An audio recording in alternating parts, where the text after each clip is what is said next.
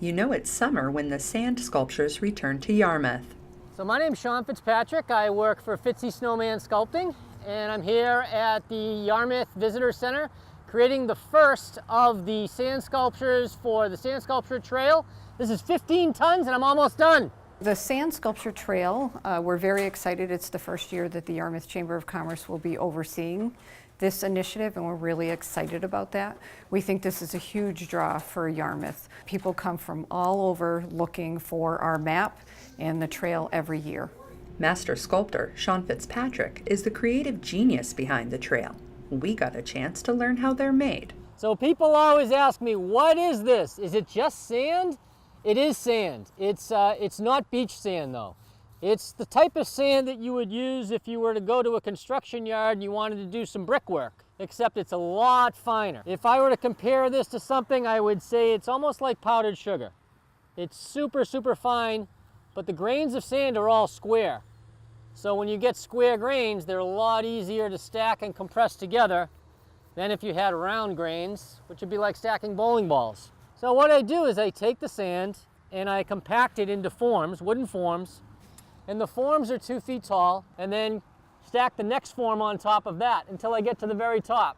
Once all the sand is compacted, then we take the form off, start carving, and we can stand on the forms as we're working, so that we don't need ladders or scaffolding or anything. And then when that's done, we take the next form down, and here we are, all the forms are off. Everything has been carved, the back is all carved, and as soon as it's done, I'll spray it with a light solution of Elmer's glue and water.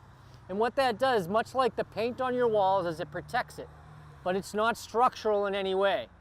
So the structure itself is held together by just sand and water, and it's just a matter of compacting it, and then it's a matter of just relying on physics, because sand wants to stick anyway. The next delivery of sand will be coming the second week of June, and we're actually getting 90 ton of sand delivered, which will do the next 30 sculptures in town. We'll be printing 20,000 maps this year for people to pick up. They'll be able to get them at their hotels or their restaurants. So all of the businesses that will have their sculpture, they'll actually have the maps as well, so people can get one and move along to the next sculpture. In the past, we have done a larger sculpture at the Bass River or Smuggler's Beach.